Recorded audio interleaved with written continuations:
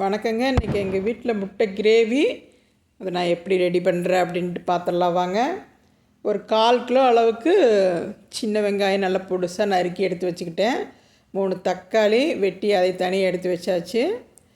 முட்டை நல்லா கழுவி, முட்டையில் மேலே இருக்கிற அழுக்கெல்லாம் நல்லா கழுவி அதுக்கப்புறம் வேக வைக்கிறது எங்களுடைய பழக்கம்.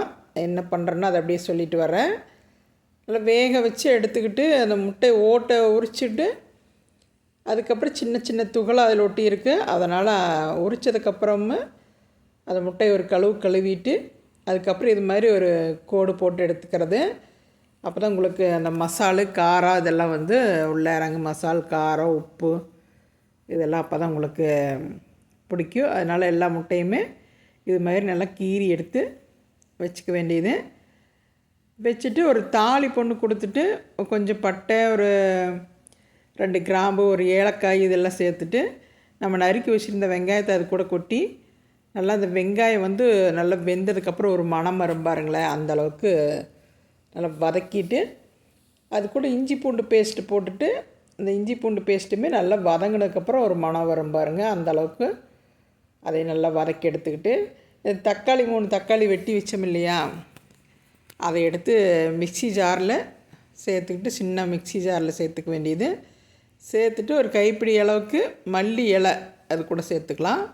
மல்லி இலையுமே ஒரு பச்சை மிளகாயும் வச்சு அரைச்சி எடுத்துகிட்டு அந்த அரைச்ச விழுது நம்ம வதக்கின வெங்காயத்தோடு கூட சேர்த்துக்கலாம். அந்த ஜாரை கழுவி அதோட தண்ணியுமே அதோட கூட சேர்த்து ஒரு கொதி விட்டுறலாம்.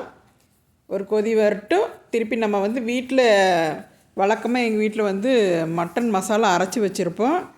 அது மல்லி, வரமிளகாய், மிளகு இதெல்லாம் சேர்த்து அரைச்சிருக்கேன். நீங்கள் தனி மிளகாத்தூள், தனி மல்லித்தூள் இது மாதிரி கூட சேர்த்துக்கலாம். சேர்த்துட்டு குழம்புக்கு தேவையான தண்ணி இந்த இடத்துல ஊற்றிட்டு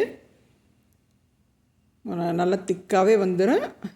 அதுவே போதும். 1/4 கிலோ வெங்காயம் இதெல்லாம் சேர்த்துருக்குறோம் இல்லையா, மசாலா சேர்த்துருக்குறோம். இதெல்லாம் சேர்க்கும்போது உங்களுக்கு நல்லா திக்காக வந்துடும். ஒரு 6 பேர் 7 பேர் சாப்பிட்ற அளவுக்கு குழம்பு இருக்கும்.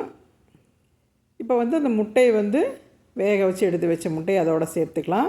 நீங்கள் நல்லா கொதித்து வரும்போது இது கூட ஒரு 2 முட்டை கூட உடச்சி ஊற்றிடலாம். அது நல்லா தான் இருக்கும். இது சப்பாத்திக்கு ரெடி பண்ணியிருக்கிறோம் நாங்கள்.